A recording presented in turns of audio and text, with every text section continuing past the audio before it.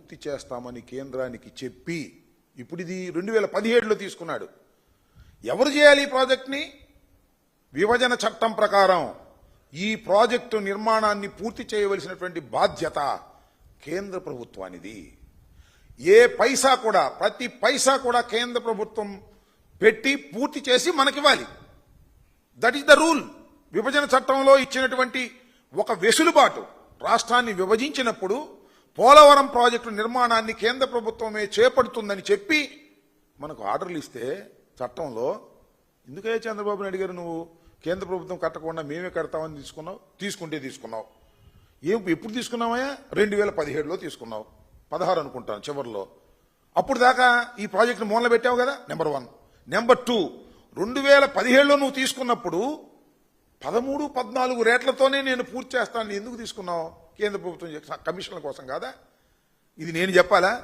సాక్షాత్తు ఇప్పటి ప్రధాని అప్పటి ప్రధాని మోడీ గారే చెప్పాడు కమిషన్ల కోసం తీసుకున్నావు ఏటీఎంలని. వినండి అది కూడా. और ये पोलावरम प्रोजेक्ट किसानों के लिए जिंदगी और मृत्यु का विषय है, खेत के लिए पानी का विषय है, माताओं बहनों के लिए पीने के पानी का विषय है। लेकिन ये यूटन बाबू के लिए, ये टीडीपी के लिए ये पोलावरम प्रोजेक्ट एटीएम है, एटीएम उसमें से निकालो। ఇదన్నీ కూడా జగన్మోహన్ రెడ్డి గారు ముఖ్యమంత్రిగా ఉన్నప్పుడు శాసనసభలో అనేక సార్లు చెప్పాం.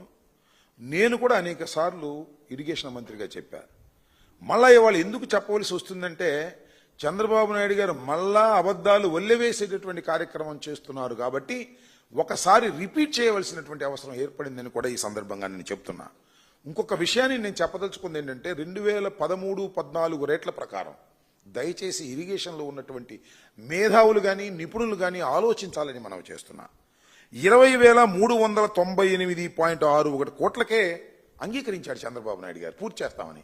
చేయలేకపోయాడు, పెరిగిపోయిన రేట్లు. చేయలేకపోతే మళ్ళా జగన్మోహన్ రెడ్డి గారు వచ్చిన తర్వాత జగన్మోహన్ రెడ్డి గారు రోజు పోలవరం సోమవారం అని వెళ్ళా, కానీ ఇక్కడ కూర్చుని నిపుణులతో మాట్లాడి ఆ రేట్లతో గిట్టుబాటు కాదు, పూర్తి కాదు ప్రాజెక్ట్ అని చెప్పి కేంద్ర ప్రభుత్వం దగ్గరికి వెళ్ళి మోడీ గారి దగ్గరికి వెళ్ళి ఒప్పించి రివైజ్ చేసి 55,656 కోట్ల కేంద్రాన్ని జల సంఘాన్ని అంగీకరించినటువంటి ఘనత జగన్మోహన్ రెడ్డి గారిని ఈ సందర్భంగా నేను గర్వంగా చెప్తున్నా. చంద్రబాబు నాయుడు గారు కమిషన్లు కాజేయటం కోసం దీన్ని వాడుకోవాలనేటువంటి ప్రయత్నం చేసినటువంటి దుర్మార్గమైనటువంటి పాలనది. ఇవాళ చంద్రబాబు నాయుడు గారు చెప్తా ఉన్నాడు మేము అది చేస్తాం ఇది చేస్తామని. నేను అనేక సందర్భాల్లో చెప్పా, డయాఫ్రమ్ వాళ్ళు కొట్టుకుపోవడానికి ప్రధానమైనటువంటి కారణం నారా చంద్రబాబు నాయుడు గారి వైఖరి. ఆ రోజున కాఫర్ డ్యాములు కంప్లీట్ కాకోకుండా ఎవరైనా ఆలోచన చేయమని మనం చేస్తున్నా. కాఫర్ డ్యాములు కంప్లీట్ కాకుండా డయాఫ్రమ్ వాల్ వేసి వెళ్ళిపోయాడు, బొక్కలు పెట్టి వదిలిపెట్టాడు. వచ్చిన తర్వాత వరద వచ్చిన తర్వాత డయాఫ్రమ్ వాల్ కొట్టుకుపోయినటువంటి దుస్థితి. అదే కాఫర్ డ్యాములు పూర్తి చేసుకొని స్పిల్వే గుండా వాటర్ను మరలించగలిగినట్టయితే, నేను మరొక్కటి చెప్తున్నా, చంద్రబాబు నాయుడు గారు కూడా తెలుసుకోవాలి. చంద్రబాబు నాయుడు గారికి తెలియదని కాదు, తెలిసినా ఒప్పుకోడు ఆయన. స్పిల్వే ద్వారా నదిని డైవర్ట్ చేసినటువంటి ఘనత 2021లో వైఎస్ఆర్ కాంగ్రెస్ పార్టీదని చెప్తున్నా. స్పిల్వే నిర్మాణం చేశాం, స్పిల్వే మొత్తాన్ని ఎగువ స్పిల్వేకి సంబంధించిన దాన్ని, దిగువన ఉన్నదాన్ని మొత్తాన్ని కంప్లీట్ చేసి నదిని డైవర్ట్ చేసినటువంటి సందర్భం కూడా వైఎస్ఆర్ కాంగ్రెస్ పార్టీ టైంలోనే జరిగింది తప్ప చంద్రబాబు నాయుడు గారి టైంలో జరగలేదు. చంద్రబాబు నాయుడు గారు ఎక్కడ బాగా బిల్లులు అవుతాయో అక్కడ బిల్లులు చేసుకుని కమిషన్ తీసుకుని వెళ్ళిపోయినటువంటి సందర్భం. అందువల్లనే ఆయన పూర్తి చేయలేకపోయాడు. దానితో పాటు తీవ్రమైనటువంటి నష్టాన్ని కూడా కలిగించినటువంటి వ్యక్తి నారా చంద్రబాబు నాయుడు గారి ప్రభుత్వం అని కూడా ఈ సందర్భంగా నేను చెప్పదలుచుకున్నా. అంతేకాదు, మీరు ఒకసారి చూసినట్లయితే ఆ కేబినెట్ నోట్ పెట్టండి. ఆ కేబినెట్ నోట్లో ఏముందంటే ఒకసారి చూడండి, చూడు.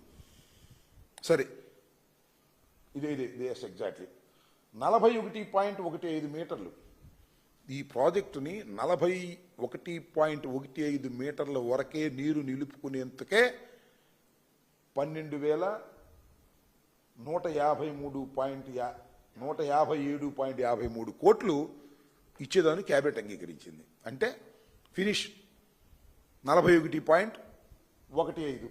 అసలు యాక్చువల్గా నీటిని నిలపోలిసింది ఎక్కడి దాకా అంటే 55.72 లెవెల్ వరకు నీరు నిలిపితేనే కృష్ణా డెల్టాకు నీరు రానివ్వండి, లేదు ఉత్తరాంధ్ర సుజల స్రవంతికి కానివ్వండి, లేదు మన ఇండస్ట్రియల్ వాటర్ విశాఖపట్నానికి ఇండస్ట్రియల్ కానీ జరుగుతుంది.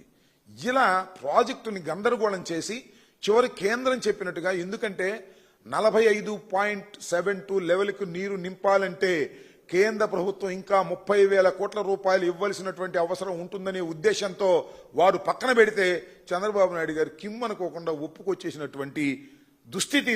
నిజంగా పోలవరానికి ద్రోహం చేస్తున్న వ్యక్తి నారా చంద్రబాబు నాయుడు గారని కూడా ఈ సందర్భంగా నేను చెప్పదలుచుకున్నాను. ఇక అసెంబ్లీలో ఆయన ఇష్టం వచ్చినట్టుగా అసత్యాలను చాలా కళ్ళు ఆర్పుకోకుండా అసత్యాలను చెప్పేటటువంటి ప్రయత్నం చేస్తున్నారు.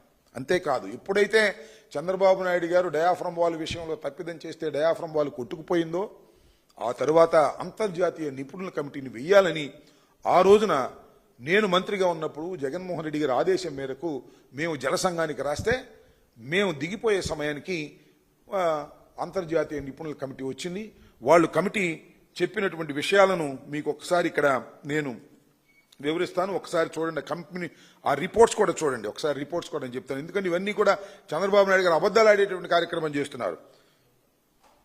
నెంబర్ 1, దిస్ ఈజ్ డిసెంబర్ 2016 నుండి ప్రాజెక్టు పట్టించుకోలేదని, వరద మళ్లింపు కోసం స్పిల్వే పనులు చేయకుండా ఏకకాలంలో కాఫర్ డ్యాం, ఈసీఆర్ఎఫ్ డ్యాం పనులు చేపట్టారని స్పష్టం చేసిన అంతర్జాతీయ నిపుణుల కమిటీ పైన ఏం చెప్పారంటే, 2016 నుంచి ప్రాజెక్టును పట్టించుకోలేదు, వరద మళ్లింపు కోసం స్పిల్వే పనులు చేయకుండా ఏకకాలంలో, వరద మళ్లించడం కోసం స్పిల్వే పనులు చేయకుండా ఏకకాలం అన్నీ చేశారు.